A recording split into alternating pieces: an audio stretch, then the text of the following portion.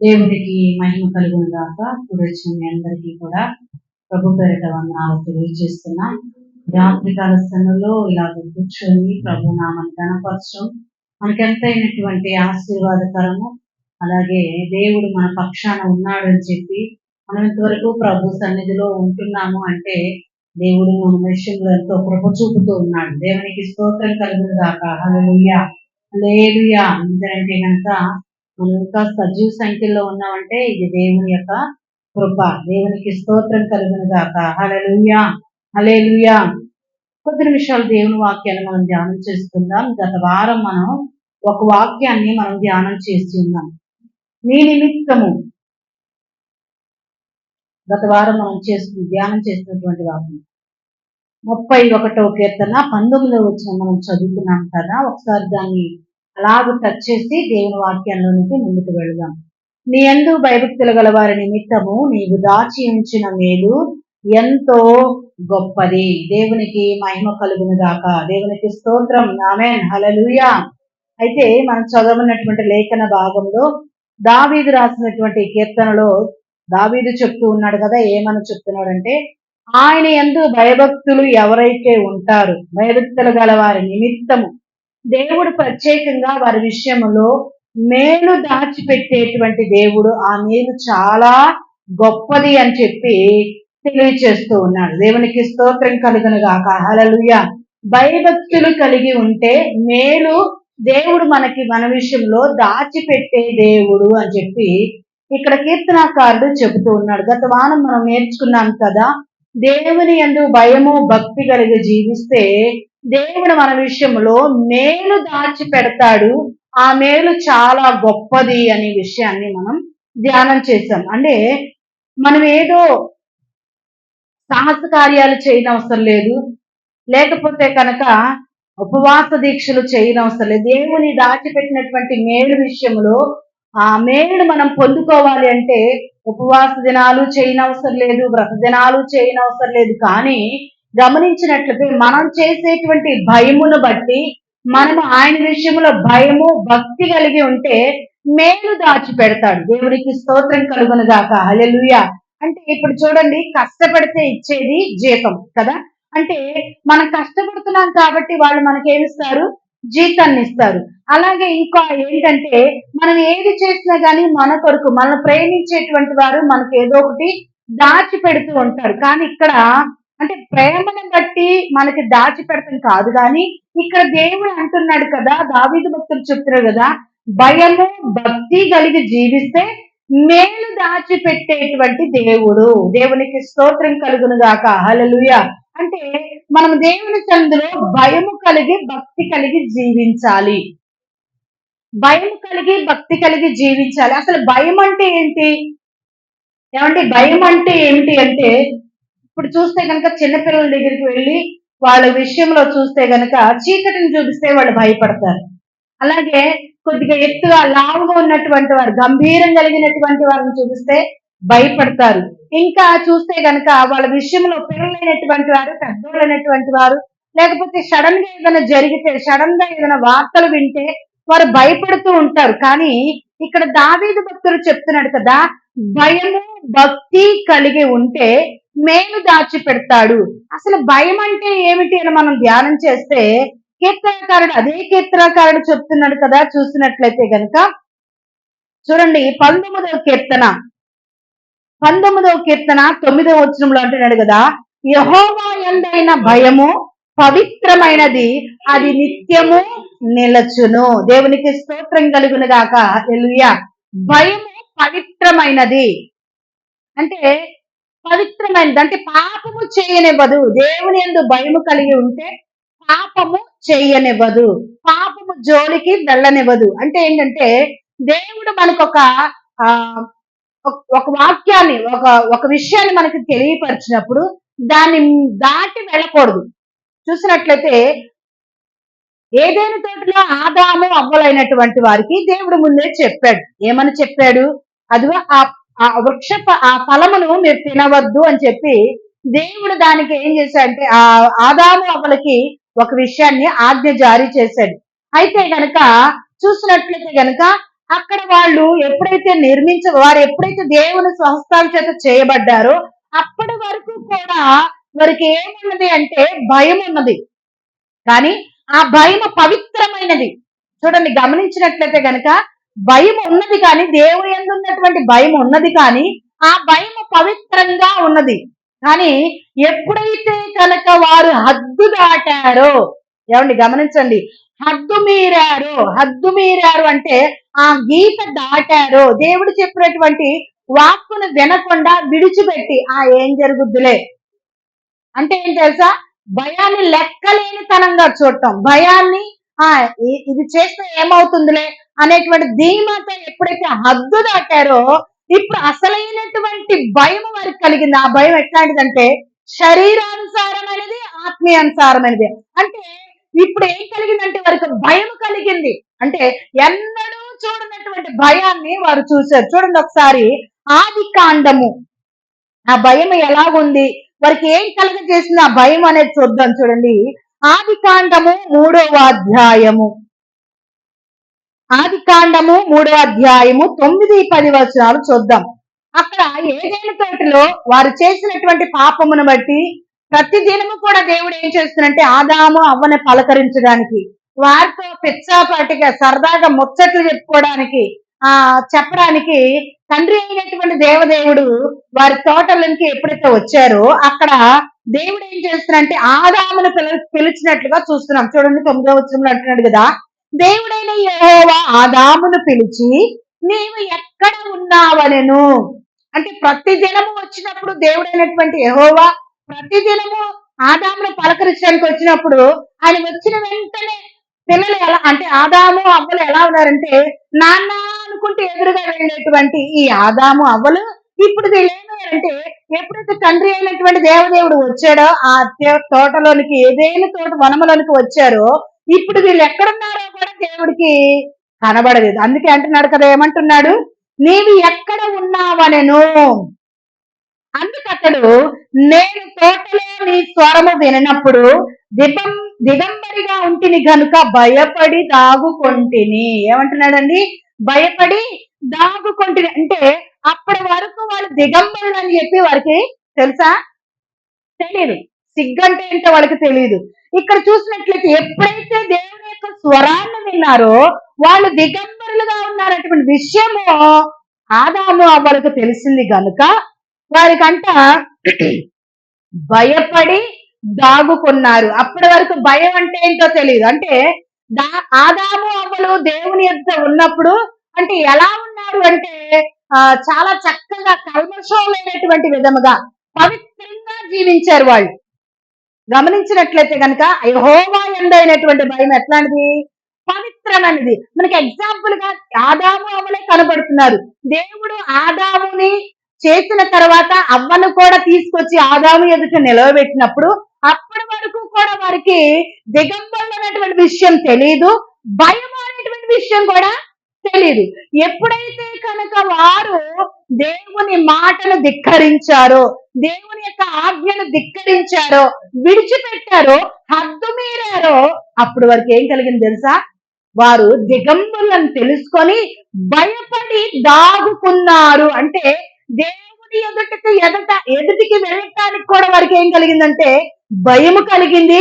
వారి ముఖాన్ని చూపించడానికి కూడా వారికి ఏం కలిగిందంటే భయము కలిగింది. అంటే వారు దిగంబరులని వారికి తెలిసిపోయింది. ఇక్కడ ఆదాము అవ్వలు కూడా ఏం చేశారండి, వారు తోటలో దేవుని యొక్క స్వరాన్ని విన్నప్పుడు దిగంబరిగా ఉంటున్నానటువంటి విషయము ఆదాముకి అవ్వకు తెలిసి వాళ్ళు భయపడి దాగుకున్నారు. అప్పుడు వరకు ఏం తెలియదు వాళ్ళకి, భయం అంటే ఏంటో తెలియదు. అంటే అప్పటి వరకు వాళ్ళెంత సరదాగా ఉన్నారో, అప్పటి వరకు వాళ్ళెంత హ్యాపీగా ఉన్నారో, అప్పటి వరకు వారు ఎంత చక్కగా ఆరాధన చేశారో, వాళ్ళు ఎంత హ్యాపీగా ఉన్నారో విషయము దానికి ముందు మనకు అర్థమవుతుంది. వాళ్ళు చెప్పిందే అంటే ప్రతి దాన్ని కూడా దేవుడు వారికి అప్పగించినప్పుడు వాళ్ళు హ్యాపీగా అన్నిటినీ చేశారు. కానీ ఎప్పుడైతే హద్దు మీరారో, ఎప్పుడైతే దేవుని యొక్క వాక్కును ధిక్కరించారో ఇప్పుడు వాళ్ళకి ఏం కలిగింది, భయము కలిగింది. అంటే వాళ్ళలో ఇప్పుడు ఏం కలిగిందంటే పవిత్రత వాళ్ళని విడిచి వెళ్ళిపోయింది. అంటే కేవలం ఒక్క మాట దాటటను బట్టి, కేవలం ఒక్క మాటను విడిచిపెట్టడాన్ని బట్టి, కేవలం ఒక్క మాటను హద్దు మీరడాన్ని బట్టి వాళ్ళకి ఏం కలిగిందంట? పవిత్రత వాళ్ళ నుంచి పారిపోయింది. పవిత్రతను వాళ్ళు విడిచిపెట్టేశారు. అందుకే అంటున్నాడు దావీదు భక్తుడు అన్నాడు కదా, యెహోవా యందైన భయము పవిత్రమైనది. అంటే దేవుని యందు భయము కలిగి ఉంటే పవిత్రంగా ఉంటారు. దేవునికి స్తోత్రం కలుగును గాక. హల్లెలూయా. అంటే భయము కలిగి జీవించాలి. భయం అంటే ఏంటి అంటే దేవుని యందు భయము అంటే పవిత్రమైనది. అసలు భయం అంటే ఏంటి అంటే మనం చూస్తున్నాం కదా, ఆదాము అవ్వలు హద్దు మీరారో, ఆదాము అవ్వలు ఎప్పుడైతే దేవుని యొక్క వాక్కును ధిక్కరించారో వారికి అప్పటి వరకు ఏం కలిగిందంటే, అప్పటి వరకు లేనటువంటి భయము ఇప్పుడు వారికి భయము చోటు చేసుకుంది. భయం అంటే ఇదేదో భారవర్ధమైనటువంటిది కాదండి. భయం అంటే అది ఏంటంటే దేవుడిచ్చినటువంటి ఆజ్ఞను అనుసరించడమే దేవుని యందు భయము, భక్తి. అది పవిత్రమైనది. పవిత్రంగా ఉన్నటువంటి వారు పాపము జోలికి వెళ్ళరు. పవిత్రంగా ఉన్నటువంటి వారు దేవుని యొక్క వాక్కును ధిక్కరించరు. పవిత్రంగా అంటే ఇది ఆటోమేటిక్ గా, అంటే ఎప్పుడైతే కనుక దేవుని యందు భయము, భక్తి కలిగి చేస్తారో పవిత్రత మన వెంటే వస్తుంది. దేవునికి స్తోత్రం కలుగును గాక. హల్లెలూయా. అంటే ఈ భయము అనేది ఎట్లాంటిదంటే పవిత్రంగా జీవించాలి అనేటువంటి విషయాన్ని మనం గమనించినట్లయితే కనుక, భయము కలిగి జీవించడం అంటే వణుకుతూ జీవించడం కాదండి.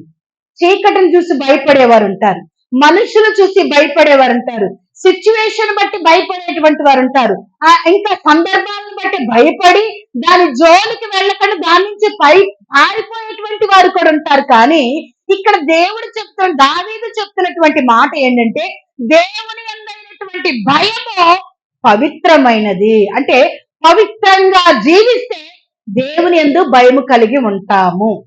హల్లెలూయా. ఆమేన్. అంటే ఇప్పుడు మనం ఎలా ఉండాలి అంటే దేవుని యందు భయము కలిగి ఉండాలి. భక్తిని గురించి పక్కన పెడదాం. దేవుని యందు భయము కలిగి జీవిస్తే, దేవుని యందు భయము కలిగి ఉంటే పవిత్రత అంటే గమనించినట్లయితే కనుక ఈ వస్త్రాలు మనం ఎలాగైతే వేసుకుంటున్నామో, రకానికి ఒక వస్త్రం, సందర్భాన్ని బట్టి మందిరానికి వెళ్ళేటప్పుడు ఒక వస్త్రము, ఇంట్లో ధరించడానికి ఒక వస్త్రాలు, బయటికి వెళ్ళడానికి ఒక వస్త్రం ఎలాగైతే ధరించుకుంటున్నామో ఇలా మార్చుకునేటువంటిది కాదు పవిత్రత అంటే. వస్త్రం ఎలాగైతే కనుక ఎంత సింపుల్ గా ధరిస్తున్నామో అంతే సింపుల్ గా మనం పవిత్రత కలిగి జీవించాలి. ఆమేన్. మనం పవిత్రంగా జీవించాలనేటువంటి మాటను మనం ధ్యానం చేస్తున్నాం. దేవునికి స్తోత్రం కలుగును గాక. హల్లెలూయా. అంటే దేవుని యందు భయము పవిత్రమైనది. ఈ పవిత్రమైనటువంటి ఈ భయం అంటే, ఈ భయం ఎలాంటిది అంటే భారంగా, అంటే భుజాల మీద బరువును పెట్టుకొని ఇది నేను భరించలేనిది అని చెప్పడం అయితే కాదు. పవిత్రంగా జీవించడమే. ఇది ఒక రోజు కష్టం అవ్వచ్చు, రెండో రోజు కష్టం అవ్వచ్చు, కానీ మూడో రోజు కష్టం అవ్వచ్చు. కానీ మనం దేవుని మీద భయము కలిగి జీవిస్తే గనుక అది పవిత్రంగా మనం ఉండగలుగుతాం. దేవునికి స్తోత్రం కలుగును గాక. హల్లెలూయా. అంటే మనం ఎలా ఉండాలంటే పవిత్రంగా జీవించాలి. అంటే హద్దులు దాటిగా మనం ఉండకూడదు, ధిక్కరించే విధంగా ఉండకూడదు. ఇది చేయకూడదు అనే విషయం మనము చేయకూడదనే విషయం నీకు తెలిసినప్పుడు దాన్ని చేయకుండా ఉండటమే పవిత్రత. ఆమేన్. హల్లెలూయా. మనం పవిత్రంగా ఉండటం అంటే ఏంటంటే దేవుడిచ్చినటువంటి ఆజ్ఞలు ఏదైతే ఉందో వాటన్నిటిని మనం ఏం చేయాలంటే అనుసరించడమే పవిత్రంగా జీవించడం. ప్రభు చెప్పినటువంటి మాటలు, దేవుడైనటువంటి యెహోవా చెప్పినటువంటి మాటలు ఏవైతే ఉందో ప్రతిదీ ఏదైతే గనక మనము అనుసరిస్తూ దేవుని కొరకు నిలవబడతామో అది పవిత్రంగా మనం ఉంచుతుంది. అందుకే కీర్తనకారుడు ఏమన్నాడు చూడండి ఒకసారి, అంటున్నాడు కదా, యెహోవా యందైన భయము పవిత్రమైనది, అది నిత్యము నిలుచును. అంటే ఆ భయం ఎప్పుడూ ఉంటది, అది నిత్యము నిలిచే ఉంటది. కానీ మనం ఏం చేస్తున్నామంటే దాని అవసరాన్ని బట్టో, లేకపోతే గనక ఈ రోజు నేను పవిత్రంగా ఉన్నాను, భక్తిగా జీవించాను, భయం కలిగి ఉన్నాను, నేను పవిత్రాన్ని మందిరానికి వస్తే భయం కలిగి జీవించడం, ఆ మందిరం గమని దాటిన తర్వాత భయము లేకుండా వెచ్చలవతనంగా ఉండడం కాదు. ఇది కాదండి భయం అంటే.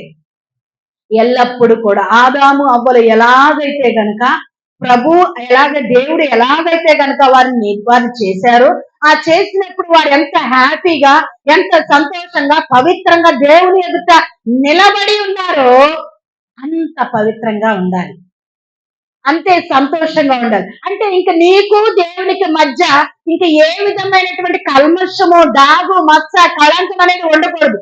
అది పవిత్రత అంటే. చాలా సార్లు మనం చూస్తూ ఉంటాం కదా, తెల్లని వస్త్రాల మీద నేను మచ్చబడింది అనుకోండి, మచ్చే కనిపిస్తుంది. ఇది పవిత్రత కాదండి. చూసినట్లయితే గనక కొన్నిటికి ఈ ఈ ఆ తెల్లని వస్త్రాల మీద పడినటువంటి మరక, దాన్ని దాన్ని వాష్ చేసుకోవాలంటే, ఆ మరకని వాష్ చేసుకోవాలంటే ఎన్నో రకాలైన సరుకులు ఉన్నాయి.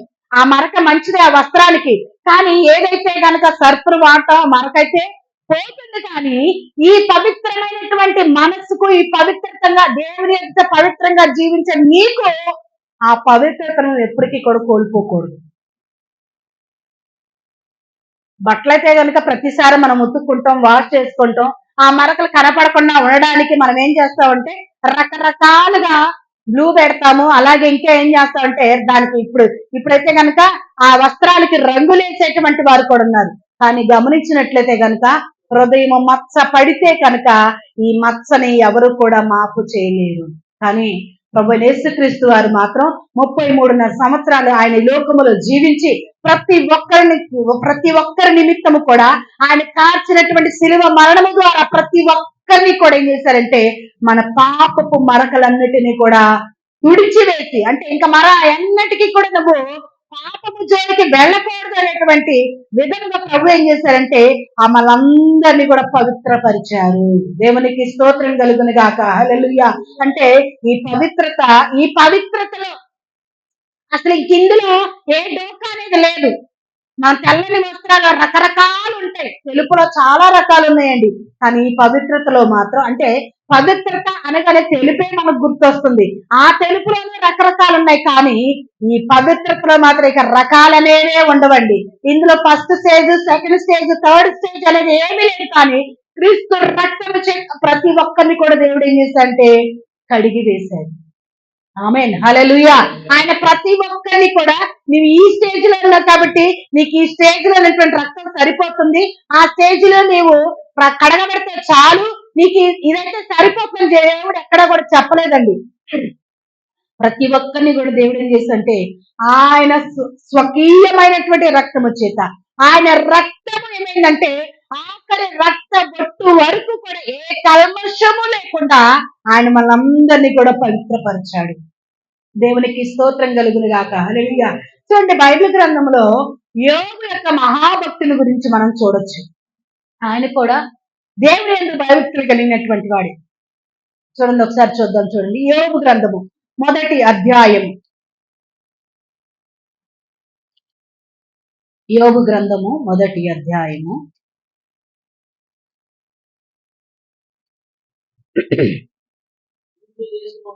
8వ వచనం చదువుకుందాం. అందుకు యెహోవా, నీవు నా సేవకుడైన యోబు సంగతి ఆలోచించితివా?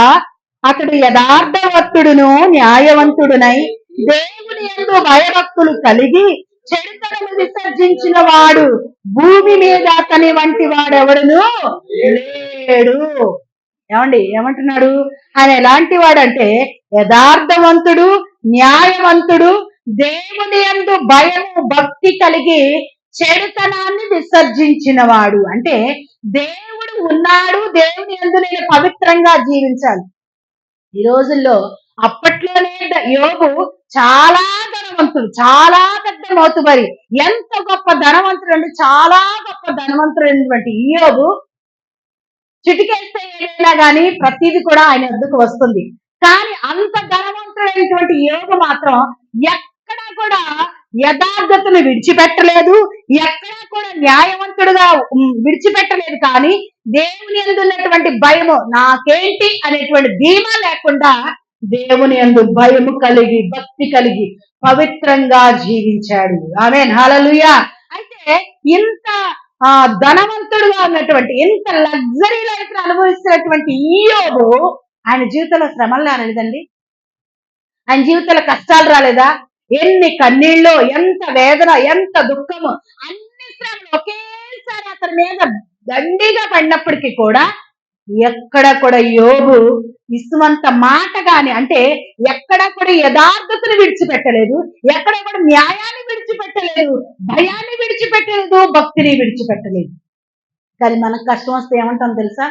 ఎక్కడున్నాడండి దేవుడు? ఏం చేస్తున్నాడండి దేవుడు? దేవుడు లేడు, ఏమీ లేదు. నేను బతుకుతున్నా, ఏం పర్వాలా, నేను ఎట్లా బ్రతికితే సరిపోతుంది అనుకుంటారు. ఇన్ని మాటలు మాట్లాడిన తర్వాత ఏమంటారు తెలుసా? నా కష్టం చేత నేను బ్రతుకుతున్నాను అంటారు. కానీ ఈ కష్టం చేస్తున్నటువంటి నీకు, నువ్వు అనుభవిస్తున్నటువంటి నీ సంపాదన, నీ యొక్క స్వకీయమైనటువంటి ఆ లాభము చేత నువ్వు అనుభవిస్తున్న ప్రతిదీ కూడా ఇది ఎక్కడి నుంచి వస్తుంది? దేవుడిచ్చింది. ఒకవేళ నువ్వు భయం లేకుండా, భక్తి లేకుండా, చెడుతనాన్ని విడిచిపెట్టకుండా దేవుని సొంత యథార్థంగా న్యాయంగా లేకపోయినప్పటికీ కూడా ఇంకా మనం ఉన్నామంటే ఇది దేవుని యొక్క కృపైనది. కానీ ఈ యోగు మాత్రం శ్రమలు వచ్చినప్పటికీ కూడా ఎక్కడ కూడా యథార్థతను విడిచిపెట్టలేదు. అసలు అంత శ్రమ ఎక్కడ కూడా ఎవరు కూడా అనుభవించరండి. ఒకళ్ళ తర్వాత ఒకళ్ళ పిల్లలందరూ ఒకేసారి చనిపోతే ఆ తండ్రి హృదయము, ఆ తల్లి హృదయం, మరి యోగు యొక్క హృదయం ఎంత తల్లడిల్లిపోద్దండి. ఒక్కళ్ళు చనిపోతేనే మనం కష్టం అయిపోద్ది మనకి. కానీ ఉన్నటువంటి 10 మంది పిల్లలు ఒక్కసారి చనిపోతే అసలు ఆ శోకము అంత కాదు. ఆ శోకం అనుభవిస్తూ ఉన్నప్పటికీ కూడా గొర్రెలు పోయినాయి అని, మేకలు పోయినాయి అని, ఎడ్లు పోయినాయి అని చెప్పి, ఆవులు పోయినాయి అని, గుర్రాలు పోయినాయి, ఒకరి తర్వాత ఒకళ్ళు వచ్చి చెబుతూ ఉంటే ఈ గుండె ఎలా ఉంటది? బద్దలైపోద్ది. కానీ యోగు ఏంటయ్యా నాకు ఈ శ్రమ అని ఎక్కడ కూడా అన్నట్టుగా, కానీ ఈ శ్రమను బట్టి ఏంటయ్యా నాకు ఈ బాధ అని ఎక్కడ కూడా ప్రశ్నించలేదు, ఎక్కడ కూడా ఆయన్ని బాధ పెట్టను లేదు. దేవునికి మహిమ కలుగును గాక. అందుకే అంటున్నాడు కదా, యోగు ఒక్క మాటలో కూడా అంటే దేవుని దూషించలేదంట. అందుకే యోగు భార్య అంటది కదా, ఏమంటది తెలుసా? ఒక్క మారయ్యా, ఏం చేస్తున్నావయ్యా, ఎంత భక్తి చేస్తున్నా నీ దేవుడు ఏం చేశాడని చెప్పి ఇలాగ ఎన్నో సందర్భాల్లో యోగుని ఆమె చాలా విధంగా శ్రమ పెట్టినప్పటికీ, మానసికంగా, శారీరకంగా, మాటల చేత, తూటా మాటలు కలిగినటువంటి మాటల చేత ఎంత హింస పెట్టినా కానీ యోబు ఎక్కడ కూడా దేవుని ఎక్కడ కూడా దూషించలేదండి. కానీ మనం ఏం చేస్తాం తెలుసా? కష్టం వచ్చిందని చెప్పి మనం చేసేటువంటి చిన్న ప్రార్థనకే కనీసం మనం దేవుని భయం కూడా భయభక్తులు కూడా ఉన్నాం. కానీ దేవుని ఏం చేస్తాం తెలుసా? శోధించేస్తాం, బాగా శ్రమ పెట్టేస్తాం, మాటలతోనే శోధించేస్తాం. కానీ దేవుని యందు భయము కలిగి ఉంటే ఆయన వారి విషయంలో దేవుడు ఎంతో మేలును దాచిపెట్టేటువంటి దేవుడు. మరి మనం చదువుకున్నటువంటి ఆ లేఖన భాగంలోనే మరి యోబు ఏం చేశాడని చెప్పి దేవుడు యోబు విషయంలో ఆస్తంతా పోయింది కదా, ఇంతవరకు నా కొరకు నిలబడ్డాడు కదా, నా విషయంలో ఎక్కడ కూడా మాట కూడా తోలలేదు కదా అని చెప్పి జాలితో ఇచ్చింది కాదండి ఆశీర్వాదం.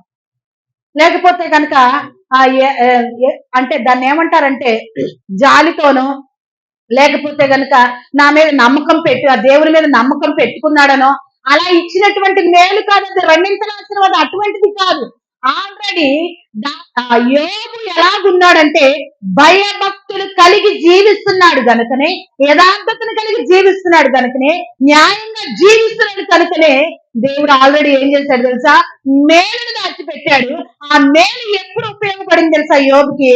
అంతా కోల్పోయినప్పుడు తిరిగి మరలా ఆయన శ్రమలో ఉన్నప్పటికీ, శరీరం చేత వ్యాధిని అనుభవిస్తున్నప్పటికీ, బాధను అనుభవిస్తున్నప్పటికీ కూడా ఎక్కడ కూడా నన్ను స్వస్థపరిచయ్యా అని కానీ, లేకపోతే ఈ బాధ ఏంటయ్యా అని కానీ ప్రశ్నించకుండా ఉన్నప్పుడు దేవుడు అన్నిటినీ కూడా చూసి అప్పుడు ఆ మేలుని ఏం చేశాడు తెలుసా? ఒక గిఫ్ట్ ప్యాక్ని ఓపెన్ చేశాడండి. దేవునికి మహిమ కలుగును గాక. హల్లెలూయా. అదే రెండింతల ఆశీర్వాదము. ఆమేన్. హల్లెలూయా. అంటే యోబు ఏమైనా చేశాడా? నాస్తంతా పోయిందయ్యా, నా పిల్లలంతా పోయారయ్యా అని చెప్పి ఎక్కడైనా కానీ తిరిగి మన ఆస్తిని ఇవ్వయ్యా, నేను ఎట్లా బ్రతకాలయ్యా అని చెప్పి ఎక్కడే కూడా ప్రార్థించినట్టుగా లేదండి. కానీ గమనించినట్లయితే కనుక యోబు చేసినటువంటి ఆ భయము, ఆ భక్తిని బట్టి దేవుడు ఏం చేశాడు తెలుసా? యోబుని రెండింతల ఆశీర్వాదముతో నింపాడు. ఆ పవిత్రమైనటువంటి మనసు యోబులో ఉంది కాబట్టి, దేవుని ఎందైనటువంటి భయం ఆయనలో ఉంది కాబట్టి, ఆ పవిత్రత ఉంది కాబట్టి యోబును దేవుడు దీవించాడు. అంత మాత్రమే కాదు, అంత ఆశీర్వదించినప్పటికీ కూడా తిరిగి మరలా దేవుణ్ణి మాత్రమే నమ్ముకున్నాడు. ఆయన మీద మాత్రమే భయము కలిగి జీవిస్తున్నాడు. అంటే ఇప్పుడు మనము కూడా ఎలా ఉండాలంటే దేవుని యందు భయము కలిగి జీవించాలి. ఈ భయం ఎలా ఉంటుందంటే ఆ భారమైనటువంటిది కాదు, కానీ అది చాలా తేలిగ్గా ఉంటుంది. అంటే మనం నడిచే నడకను బట్టి మనకు వచ్చేటువంటి శ్రమలను బట్టి మనం ఏం చేయాలి తెలుసా? భయము కలిగి జీవించాలి. పవిత్రతను విడిచిపెట్టకూడదు, యథార్థతను విడిచిపెట్టకూడదు, న్యాయాన్ని విడిచిపెట్టకూడదు, నీతిని అంతకంటే ఎక్కువగా కూడా విడిచిపెట్టకుండా ఉండటమే దేవుని యందైనటువంటి భయము. ఆమేన్, హల్లెలూయా. దేవుని యందు భయము కలిగి నీవు జీవిస్తే నీకు దేవుడు ఏం చేస్తాడంటే ఆటోమేటిక్ గా పవిత్రతను, అది ఆటోమేటిక్ గా నిన్ను ధరించుకుంటుంది. నీ వస్త్రాలను ఎలాగైతే ధరించుకుంటున్నావో ఆ పవిత్రత కూడా ఏమవుతుందంటే నీవే ఆటోమేటిక్ గా ఏం చేస్తావంటే వస్త్రాన్ని ధరించుకున్నంత తేలిగ్గా మనం ఏం చేస్తామంటే పవిత్రత నీ ఎదుటికి, పవిత్రత నీ ముందు నడుస్తుంది. దేవునికి స్తోత్రం కలుగును గాక, హల్లెలూయా. అంటే మనం దేవుని యందు ఎలాగా ఉండాలి? భయము కలిగి జీవించాలి, భక్తి కలిగి జీవించాలి. ఇది చాలా కష్టతరమైన విషయం అండి. నాకు కుదరదండి, నేను చేసే పనులు బట్టి ఆ విధంగా ఉంటాను, కుదరదు అనుకుంటాను. కుదురుద్ది. దేవుడు అందుకే అందరికీ కూడా చెప్పాడు. కానీ చాలా మంది మందిరానికి వచ్చినప్పుడు ఒక రకంగా, బయటకు వెళ్ళిన తర్వాత ఒక రకంగా, పనులు చేసేటప్పుడు ఒక రకంగా, ఎదుటి వారితో మాట్లాడేటప్పుడు ఒక రకంగా, బిడలతో ఒక రకంగా, మనుషులు ఉన్నప్పుడు ఒక రకంగా, మనుషులు లేనప్పుడు ఒక రకంగా, ఇలా ఉండమని దేవుడు చెప్పలేదండి. ప్రతి దినము కూడా భయభక్తులు కలిగి జీవిస్తే, భయం లేకుండా భక్తి లేదు, భక్తి లేకుండా భయం లేదండి. ఈ రెండు ఉంటేనే, ఈ శరీరానికి రెండు కాళ్ళు ఎంత అవసరమో భయము భక్తి అనేది నీ జీవితానికి అంతే ప్రాముఖ్యం. ఆమేన్, హల్లెలూయా. ఆ భయము భక్తి కలిగి నీవు జీవిస్తే దేవుడు నీకు దాచినటువంటి మేలు చాలా గొప్పదని చెప్పి దావీదు భక్తుడు చెప్పిన రీతిగా ఆ మేలును మనం ఎలా పొందుకుంటామంటే కష్టపడ అవసరం లేదండి. పొలుగులు పార్లు పట్టుకొని నన్ను తవ్వనవసరం లేదు. ఆటోమేటిక్ దేవుడు ఏం చేస్తాడంటే నీ యథార్థతను బట్టి, నీ న్యాయాన్ని బట్టి, నీ నీతిని బట్టి దేవుడు ఏం చేస్తాడు తెలుసా? నీ శ్రమలో నీవు పొందుతున్నటువంటి శ్రమలో కూడా దేవుని వైపు మాత్రమే బ్రతికి జీవిస్తే, ఆయన ఎందున్నటువంటి భయాన్ని దాటకుండా వెళితే కనుక ఆ మేలు నీవే స్వతంత్రించుకుంటాం. దేవునికి మహిమ కలుగును గాక, హల్లెలూయా. అలాంటి బ్రతుకు మనం బ్రతకాలంటే దేవుని యందు మాత్రమే భయము భక్తి కలిగి జీవిద్దాం. దేవుని యందు ఉన్నటువంటి భయము అది పవిత్రమైనది అని చెప్తున్నాడు. కాబట్టి ఆ పవిత్రమైనటువంటి మనస్సాక్షి కలిగి, యథార్థత కలిగి, నీతి కలిగి, న్యాయం కలిగి యోబు ఎలాగైతే జీవించాడు అలాగ జీవిద్దాం. దేవుడి మాటలు దీవించును గాక. ఆమేన్.